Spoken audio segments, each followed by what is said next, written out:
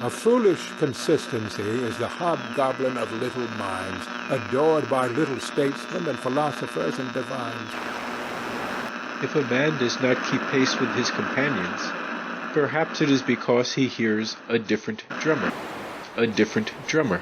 And now, coming to you from dead center on your dial, welcome to Risk Parity Radio, where we explore alternatives in asset allocations for the do-it-yourself investor. Broadcasting to you now from the comfort of his easy chair, here is your host, Frank Vasquez. Thank you, Mary, and welcome to Risk Parity Radio. If you are new here and wonder what we are talking about, you may wish to go back and listen to some of the foundational episodes for this program. Yeah, baby, yeah! And the basic foundational episodes are episodes 1, 3, 5, 7, and 9. Some of our listeners, including Karen and Chris, have identified additional episodes that you may consider foundational. And those are episodes 12, 14, 16, 19, 21, 56, 82, and 184. And you probably should check those out too, because we have the finest podcast audience available. Top drawer. Really top drawer. Along with a host named after a hot dog. Lighten up, Francis. But now onward, episode 428. Today on Risk Parity Radio. It's time for the grand unveiling of money! Which means it's time for our weekly portfolio reviews of the 8 sample portfolios you can find at www.riskparityradio.com on the portfolios page. We also have some monthly distributions to talk about. I'm putting you to sleep! And some emails. But before we get to that, first I want to thank everyone who's already participated in our charitable matching campaign, which we rolled out a couple of episodes ago. As you know, we do not have any sponsors on this podcast, but we do have a charity we support. It's called the Father McKenna Center. It supports hungry and homeless people in Washington, D.C.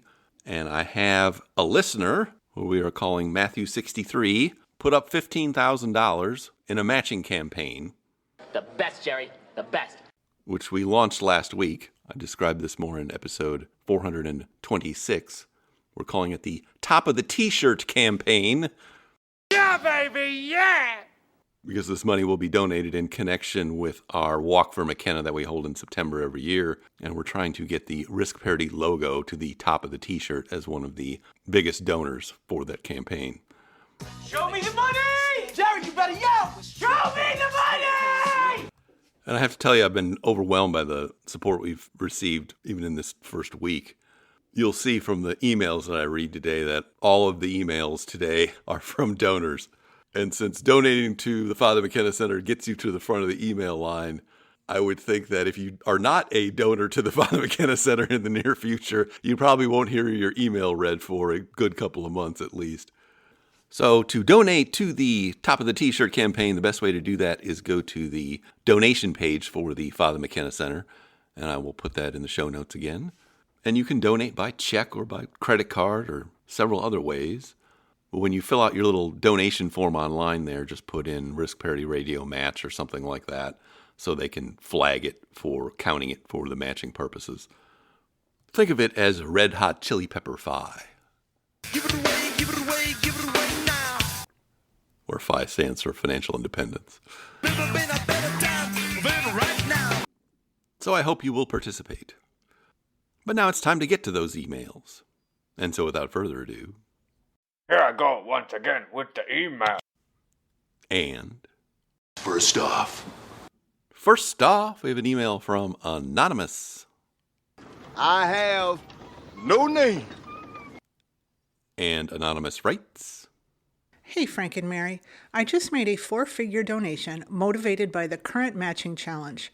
While I wish to stay anonymous, I wanted to reach out to thank both of you for what you do for us DIY investors and for the homeless. And I also wanted to thank anonymous donor number 1 for their great idea and generosity. It makes me immensely happy to be able to contribute something to your efforts. So shines a good deed in a weary world. Well, that's what I'm talking about. That's what I'm talking about. When I say we have the finest podcast audience available, it is not just a tagline. You guys are great. It's gold, Jerry, gold. You ask great questions, you're very thoughtful, and you're very generous. Top drawer. Really top drawer. Sister Francine would be proud. You can't lie to a nun. We gotta go in and visit the penguin.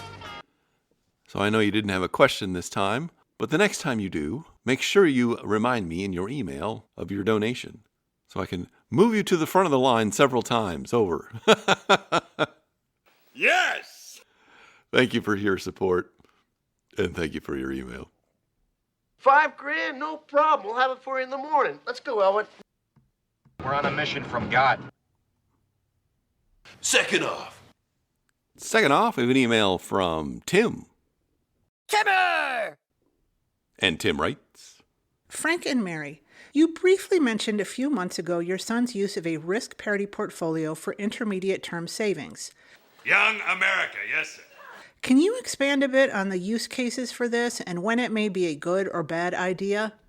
My use case is for building my taxable investments now that we have a sufficient emergency fund in our high-yield savings account.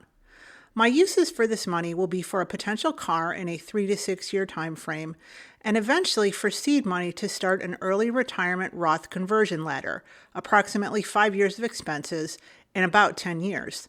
Are these different enough that I need two strategies? Second question, stack them up or save one for later. Mary's choice. Mary, Mary, I need your hugging. How should I think about tax implications of strategies for rebalancing a more complex portfolio while we are in our peak earning years? I assume you sit on it for a year to get everything in long-term capital gains before you touch anything.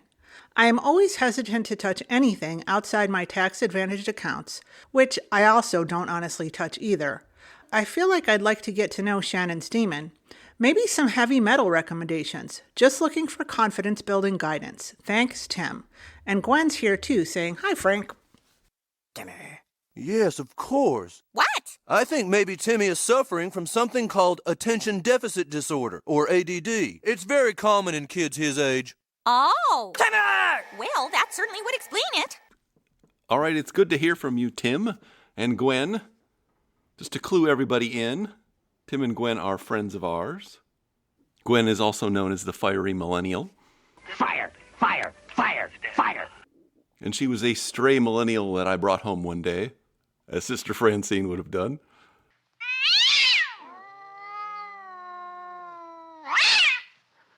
And there's a story there, but we won't be telling it right now. Wouldn't be prudent at this juncture. Gwen and Tim have a relatively new podcast called Fire Takes. I'll read you the description here. Gwen and her husband Tim give their hot fire-coated takes on interesting Reddit and internet stories. Tim and Gwen blend humor, personal anecdotes, and practical advice, making complex financial topics accessible and engaging. Find more at www.firetakespod.com. That is the straight stuff, oh Funkmaster. And I have listened to it, and it is quite entertaining. What do you mean funny? Funny how? It's relatively new, but if you're familiar with Ramit Sethi's Couples Financial Problems podcast, this one is also in that vein and talks about relationship problems in the context of financial independence and related topics. The beatings will continue until morale improves. Daddy is home. But now that I'm done shilling for your podcast, let's get to your questions. All right, your first question is about the use of risk parity portfolios for intermediate term savings. And let me explain to the rest of the audience what we're talking about here. And this is what our eldest son does. And we recommend it to all of our children. Why? What have children ever done for me? So when you're accumulating money as you're beginning your working life, you're going to have your long-term accumulation accounts. Those are usually your 401ks and things. And we recommend that's 100% equities because you want it to grow in the long term. Then it's common also to have a certain amount of cash, whether you call that an emergency fund or whatever you want to call it. But then we get to the question of what do we do about what's in between? That you're saving for something, but it's years away. You're not even sure when you're going to buy it. It could be a down payment on a house. It could be a new car later. It could be anything. The last thing our eldest son bought was solar panels with this mechanism. So that is your intermediate term savings. And the solutions for that typically are not been that great. Most people say, well, just save more cash in a different place for that. Okay, you can do that. It'll work. But what you can also do is use a risk parity style portfolio for that intermediate term savings bucket. And the reason this works for this purpose is because of these characteristics of a portfolio like the golden butterfly or golden ratio, that these kind of portfolios have short drawdowns. So the max drawdown for one of these kind of portfolios is 3 or 4 years. If you know that, then you can have confidence that you're not going to be in some 10-year hole as if you were in all stocks or something like that, but you're going to get some growth out of the thing. And so our son uses a variation of the golden ratio portfolio that's slightly more aggressive than the sample one for this purpose. So your uses or your expected uses are a potential car in a 3 to 6 year time frame and seed money for a early retirement Roth conversion ladder. And I think both of those are ideal examples of things that you could use this kind of portfolio for, because there is no specific time frame for them. It's just something you want to do at some point in the future. There's no hard deadline where you actually need to spend the money. You can figure that out later. But you don't want to be in a position where you suffer a big drawdown that goes on for years and years and years. So this is a good example of what you can use this kind of risk parity portfolio for intermediate term savings. And I don't think you need different strategies for these. You can just do this all in one bucket. This is your intermediate term savings bucket. And it can go for the car. It can go for the Roth conversion ladder later. And you might have other uses for it. Maybe some solar panels. But then they switched from the swing line to the Boston stapler. But I kept my swing line stapler because it didn't bind up as much. And I kept the staples for the swing line stapler. And so, no, they're not different enough that you would need two different strategies. They're very similar, in fact. What's also nice about doing this when you're young is you get into kind of practice of what it's going to be like when you actually manage your retirement portfolio, but you're doing it on a smaller scale. So as I mentioned, I would look at something like the golden butterfly or golden ratio portfolios. The kind of variation that our eldest son uses is taking the golden ratio portfolio kind of off the shelf as to the stock portion at the top, the 42%, the treasury bond portion, the 26%, and the 16% in gold, although I think he might have some gold miners stuffed in there as well.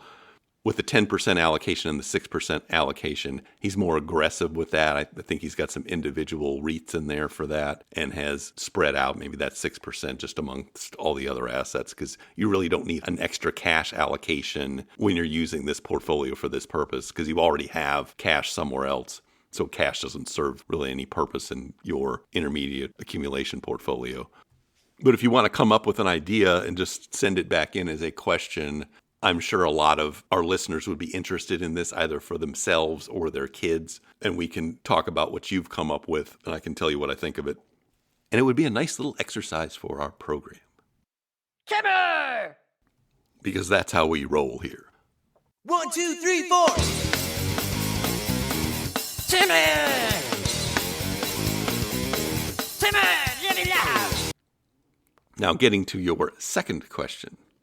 First, the most important part of your question is certainly heavy metal recommendations.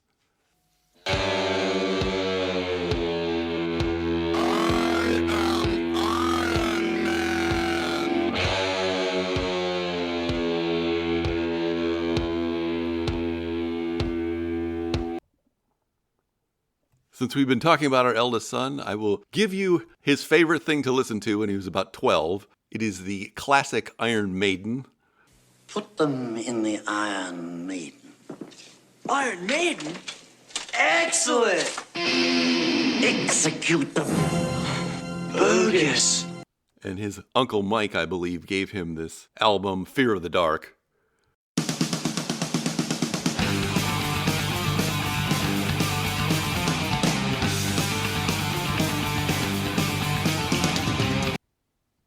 And of course, the lead singer for Iron Maiden is none other than Bruce Dickinson. Yes, the Bruce Dickinson. And I gotta tell you, fellas, you have got what appears to be a dynamite sound. Coming from you, Bruce, that means a lot. Yeah, I mean, you're Bruce Dickinson. If you take what I believe is the first track in that album, Be Quick or Be Dead, that is a classically constructed heavy metal song for you. Calvin is sinners and dripping with guilt, making your money from slime and fulfilled. But make sure you get the whole album, I guess you don't call it an album anymore, and play it over and over again in the car when you and Gwen are driving around. Because that's how our son used to like to listen to it. You got to watch that, be quick or be dead. Snake eyes in heaven, the thief in your head. Be quick or be dead. But now getting to the rest of your question about the tax implications and strategies for rebalancing a more complex portfolio while you're in your peak earning years. And we'll go back to that intermediate term risk parity style portfolio because we're talking about something that's in a taxable account. Obviously, I don't have any problems rebalancing anything that's not in a taxable account. But what you want to do in a taxable account, especially if you're adding money to it, is don't rebalance it at all if you can avoid it. But instead, just use your new contributions to buy whatever is low. So it's the exact opposite of the way we take money out. When we take money out of these portfolios, we sell from the best performer or the most recent best performer. When you're putting more money into it, you buy more of the thing that's doing the worst. And you also reinvest any dividends that way. Because the fewer transactions you have with respect to that, on the sales side in particular, the less taxes you're going to be paying. It's actually not that bad, though, if it's capital gains taxes, because you're going to be in the 0 or 15% tax bracket for that anyway. One thing about having one of these kind of portfolios, though, as an intermediate term accumulation portfolio, is that you actually have more tax opportunities in it because you may be able to do some tax loss harvesting. Chances are you're going to have something in the portfolio that's performing badly at a particular time and has accumulated some losses. You can sell that, buy something similar to it to get the loss out of it, and either just take the loss if it's small enough or use that to offset a capital gain in something else. So this is way more tax efficient than holding something like a savings account. That's something that I don't think people really appreciate, that if you have lots and lots of money in a high yield savings account or something similar to that, that is a terrible tax thing in a taxable account because it's just shooting out ordinary income and all of the gains from it are taxed immediately at the highest rate you're going to be paying. That's why people with a lot of that kind of income are better off using something like that box ETF we talked about in the last episode. And so there is kind of a little paradox there that having a more complicated portfolio with a few more things in it is often better for you on the tax side than holding one thing, particularly if that one thing is paying ordinary income. Now, as for Shannon's demon, well, we'll have to talk about that another time. You can't handle the dogs and cats living together. It was very nice of you to write in. It was even nicer of you to donate to the Father McKenna Center.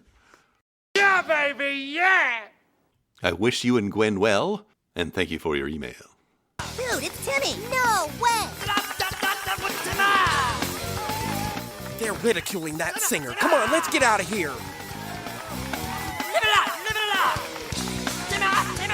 And the lords of the underworld. Darkness fills my heart with hate.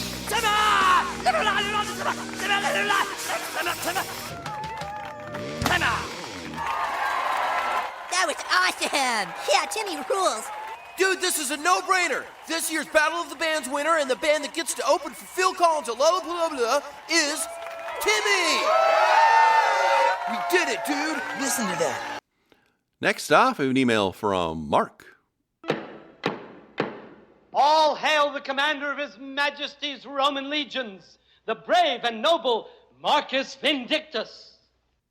And Mark writes, Hi, Frank and Mary. I absolutely love the work that you guys are doing. Your podcast and the Rational Reminder podcast are the only two podcasts I try to listen to the same day they come out. Sweet. Unless Rational Reminder is having another episode with Scott Cederberg. Am I right, or am I right, or am I right? Right. Right.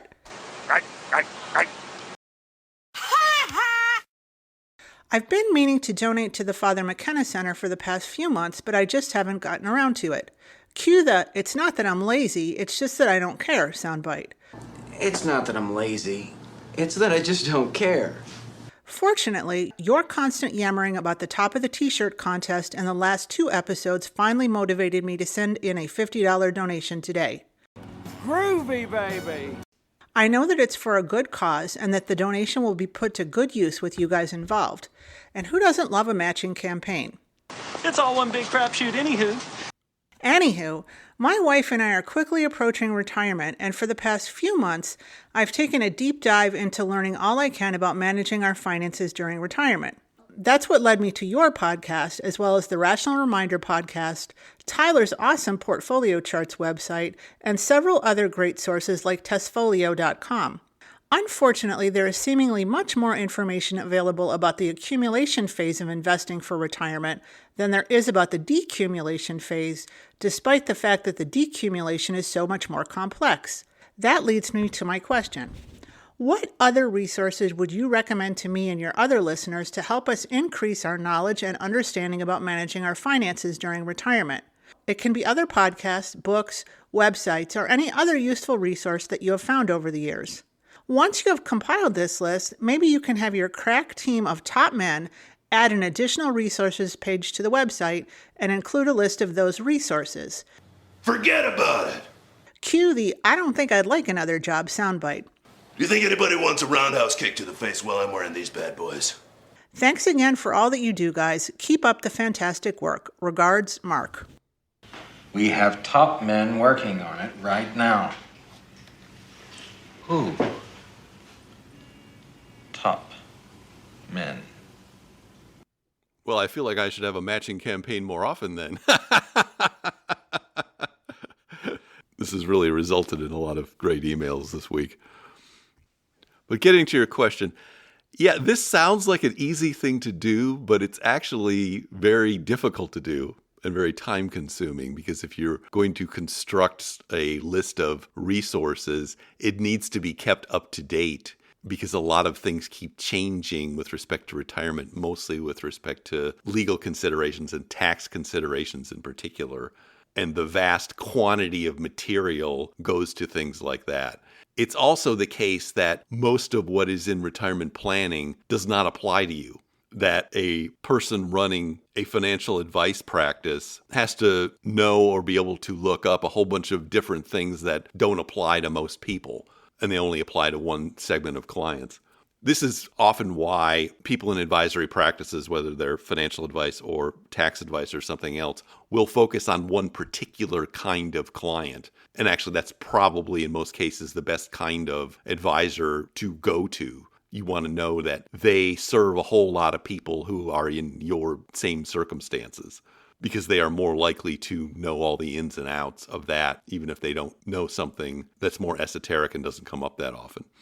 So the kinds of places I would ordinarily look for sort of basic financial advice pertaining to retirees would be the websites of fee-only financial advisors.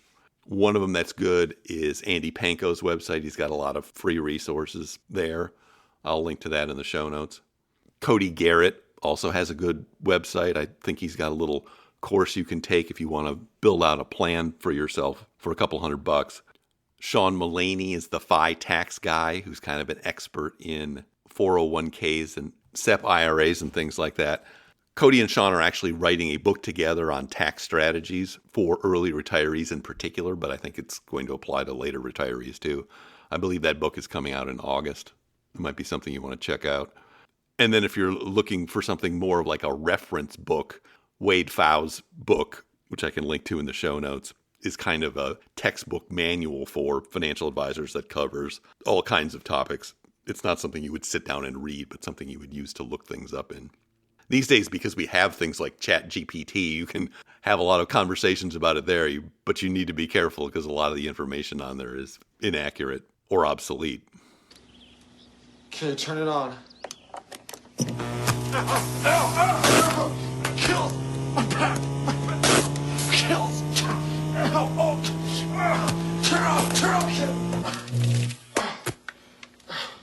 It's a piece of crap. It doesn't work. Well, I could have told you that. But those are the kinds of places I would look. I would definitely be looking at people who are in the financial advisory business or related businesses because they have a lot of incentives to keep their information up to date and to make sure there's nothing inaccurate about it. Whereas somebody like me or other do-it-yourselfer does not have that kind of incentive. And from what I've seen of people like myself who try to put together such lists, it's too much work to keep them updated. Forget about it. And so they become obsolete after a time. I must be feeling charitable today with all this giving going on, since I'm saying nice things about financial advisors. Surely you can't be serious. I am serious. And don't call me Shirley. Bet you thought you'd never hear something like that from me. But there actually are a lot of good people out there in the world. A lot of them just have bad incentives. Because we're adding a little something to this month's sales contest. As you all know, first prize is a Cadillac Eldorado. Anybody want to see second prize? Second prize is a set of steak knives. Third prize is you're fired. Now, if you're looking for material more about portfolio construction, then I would not look to those financial advisor type sites. That's better on the planning side. If you want something that's at the level of this podcast or higher, you really need to look at books that are written by professionals in the business and are not directed at popular personal finance audiences. So you'd look at books and white papers by people like Antti Ilmanen, and they're called things like Expected Returns. And he's at AQR with Cliff Asness. They also write a lot of white papers there. So if you're looking for a library of stuff, you would go there and do some research. I'm also remiss in failing to mention Michael Kitces, which I should have mentioned in the first place, because he covers both of these things. He's one of the few people that's in financial advice that I would actually trust to give higher level academic kind of work. And if you go to his site, he's been writing articles for almost a couple of decades now, and so there's a whole lot of information there. And when you guys send me a question, I will frequently go there and see what he's written, because that is an extremely high signal-to-noise ratio. There's a book, it's about 10 years old now, it's called The Aspirational Investor, that I would also look at. I really thought it was spot on when I was developing our own strategies. That one is written by Ashvin Chabra, who's a former chief investment officer at Merrill Lynch Wealth Management. That was one of the books that convinced me that I was on the right track with respect to this portfolio construction stuff when I read it about 10 years ago. Now, someone who also already has some great resources is Tyler at Portfolio Charts. And if you go over and even just read through the sample portfolios, there's all kinds of information embedded in there with all kinds of links to articles and other things. And if you just read through all of the portfolios in there, you would have a better understanding than most financial advisors of what these things are, how they work, and what the history of them has been. And then finally, I'd be remiss of not mentioning that if you just go to the RSS feed page for this podcast, I try to put links to all of the resources in the show notes. So you'll find all 428 episodes on one page with all the show notes, and you can word search that for any topic. I can't guarantee that all the links still work, but the material is there, and usually that podcast will say something about whatever that material was. That is the closest thing I have to an additional resources page, and that's all you're going to get out of me for that. That and a nickel get you a hot cup of jack squat. Hopefully all that helps, and thank you for your email. Last off, I have an email from Luke. Excellent. Everything is going as planned. And Luke writes, Hi, Frank and the newly crowned Queen Mary.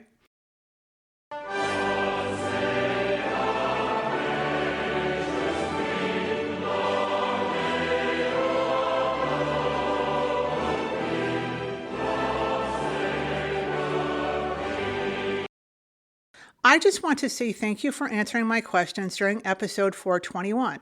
As usual, you didn't disappoint.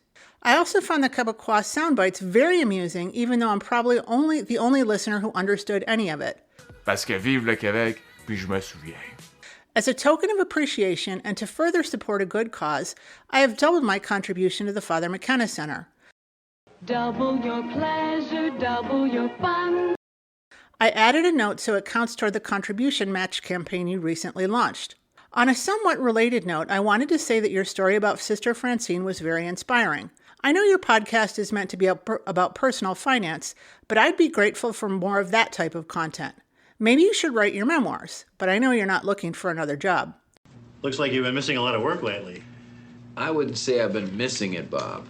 No questions today, but I do have one more offer to express my gratitude. You mentioned in a recent episode that the person who offered to help you with your website got busy and couldn't help. I'm not a professional web developer, but as mentioned previously, I'm in software engineering and I think I know enough to improve on your methods. Oh, sure. I think I've improved on your methods a bit too. I employed some chiaroscuro shading and... Would you be interested in me helping out? No pressure, of course. It's your podcast and your website. Keep up the good work. I'll be listening. All the best, Luke. Use the Force, Luke. Let go, Luke. Nice emails today, huh? Yeah. The best, Mary, the best. Well, thank you so much for your wonderful email, Luke. And thank you for your offer. You are correct that I do want to keep this podcast focused on personal finance and portfolio construction in particular. But I don't mind talking about the whys of things every once in a while, about life, the universe, and everything. Now when men get to fighting, it happens here, and it finishes here. 2 men enter, 1 man leaves.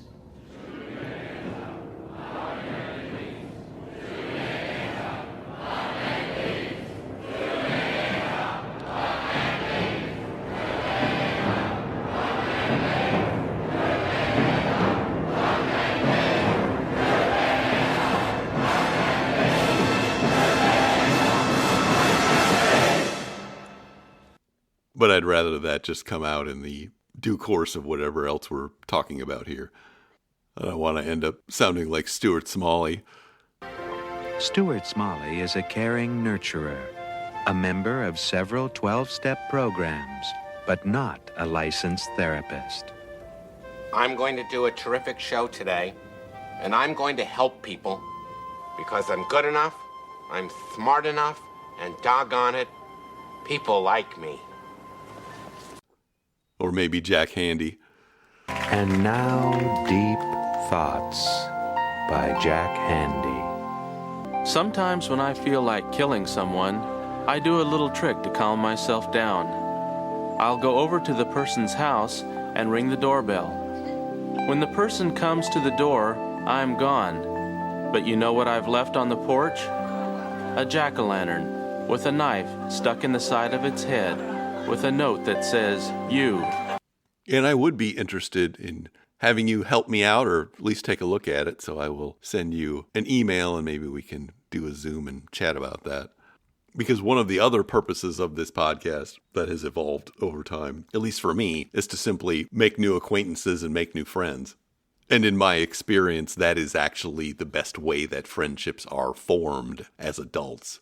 When 2 people are in the same environment, one of them sees another one who struggles with something, as I struggle with websites and things like that, and simply says, "Hey, I know something about that. Maybe I can help." That old saying is quite true. A friend in need is a friend indeed. And I will happily put up with your Canadianness. Oh, good day. Good day. Good day. Good day. How's it going? I'm Bob McKenzie. It's my brother Doug. How's it going, Aid? And your Frenchness. Now go away or I shall taunt you a second time. So thank you again for your contributions. And thank you for your email. And now for something completely different. And the something completely different is our weekly portfolio reviews of the 8 sample portfolios you can find at www.riskpartyradio.com on the portfolios page. Boring! We also have our monthly distributions to go through. But just looking at the markets, the S&P 500, represented by the fund VOO, is up 0.9% for the year now. The NASDAQ 100, represented by QQQ, is up 1.69% for the year now. Small cap value continues to lag. Representative fund VIOV is down 11.5% for the year now. But gold continues to shine. I love gold. Representative fund GLDM is up 25.49% for the year. Long-term Treasury bonds, represented by the fund VGLT, are up 0.73% for the year. REITs, represented by the fund REET, are up 4.21% for the year. Commodities, represented by the fund PDBC, are now down for the year. They're down 3.46% for the year, probably due to lower oil prices, I would suspect. Preferred shares, represented by the fund PFFV, are down 0.05% for the year. And managed futures are still managing to drag along. Representative fund DBMF is down 2.92% for the year. Moving to these portfolios, first one is our reference portfolio, the All Seasons. It's only 30% in stocks in a total stock market fund, 55% in intermediate and long-term Treasury bonds, and the remaining 15% in gold and commodities. It is up 0.66% for the month of May. It's up 2.78% year-to-date, and up 11.5% since inception in July 2020. We are distributing out of it at a 4% annualized rate. So for the month of June, that'll be $31. We'll take it out of the gold fund, GLDM, which has been the best performer recently. That'll be $187 year-to-date and $1,877 since inception in July 2020. And all these portfolios did start with about $10,000 in them for reference. Moving to these kind of bread and butter portfolios. First one's Golden Butterfly. It's 40% in stocks, divided into a total stock market fund and a small cap value fund. 40% in Treasury bonds, divided into long and short, and the remaining 20% in gold. It's up 1.57% for the month of May. It's up 3.85% year-to-date, and up 39.09% since inception July 2020. We are distributing out of this at a 5% annualized rate. That will be $45 for the month of June, and it will come out of gold as well, GLDM. That'll be $272 distributed year-to-date and $2,573 since inception in July 2020. Next one's Golden Ratio. It is 42% in stocks, divided into a large cap growth fund and a small cap value fund. 26% in long-term Treasury bonds, 16% in gold, 10% in managed futures, and 6% in cash in a money market. It's up 2.21% month-to-date. It's up 2.33% year-to-date, and up 32.98% since inception in July 2020. Now, this one we always distribute from the cash portion of it and just refill that up once a year. So it'll be $43 for the month of June. It'll come from the cash. It'll be $259 year-to-date and $2,521 since inception in July 2020. Next one's the Risk Parity Ultimate. I'm not going to go through all 14 of these funds in this portfolio, but it is up 1.78% for the month of May, up 1.92% year-to-date, and up 21.85% since inception in July 2020. We are distributing out of this one at a 5% annualized rate currently, which will involve distributing $39 for the month of June, and that will come out of the Bitcoin. This portfolio has a 1% allocation to Bitcoin, although it looks more like 2% at the moment. That will be $236 year-to-date and $2,686 since inception in July 2020. Now moving to these experimental portfolios that all involve leveraged funds. Do not try this at home. You have a gambling problem. First one's the Accelerated Permanent Portfolio. This one's 27.5% in a levered bond fund, TMF, 25% in a levered stock fund, UPRO, 25% in PFFV, a preferred shares fund, and 22.5% in gold, GLDM. Well, it looks more like 27% in gold right now. It is up 0.3% for the month of May. It's up 1.93% year-to-date and up 2.98% since inception in July 2020. We'll be distributing $37 out of it from cash that has accumulated. We're doing that at a 6% annualized rate for this portfolio. It'll be $230 year-to-date and $2,860 since inception in July 2020. Next one's the Aggressive 50-50. This is the most levered and least diversified of these portfolios, and also the worst performer. If you wonder why we keep it around, it is as a good learning experience. to see what happens when you have a lot of leverage and not that much diversification. Gonna end up eating a steady diet of government cheese and living in a van down by the river. So this one is 1/3 in a levered stock fund UPRO, 1/3 in a levered bond fund TMF, and remaining third in preferred shares and an intermediate treasury bond fund. It's up 1.1% for the month of May. It's down 4.87% year to date and down 16.21% since inception in July 2020. We are distributing out of this one at a 6% annualized rate. That'll be $30. It's going to come out of the intermediate treasury bond fund VGIT. So it'll be $192 year to date and $2,861 since inception in July 2020.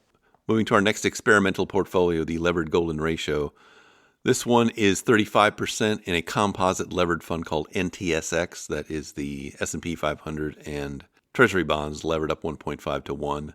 20% in gold, GLDM. 15% in an international small cap value fund, AVDV. 10% in KMLM, which is a managed futures fund. 10% in a levered bond fund, TMF. And the remaining 10% divided into two levered funds, UDOW and UTSL, that follow the Dow and a utilities index, respectively. This one is our big winner for the year so far, which is good for it because it has struggled in the past. It's up 2.57% month to date. It's up 5.1% year to date and up 0.45% since inception in July 2021. It's a good example of what happens when you start at a really bad time to start withdrawing. We will be distributing $34 out of it from GLDM. That's the gold fund. That's at a 5% annualized rate. It'll be $201 year to date and $1,757 since inception. And moving to our last portfolio, the Optra portfolio. It's an example of a return stacked configuration. And it's less than a year old.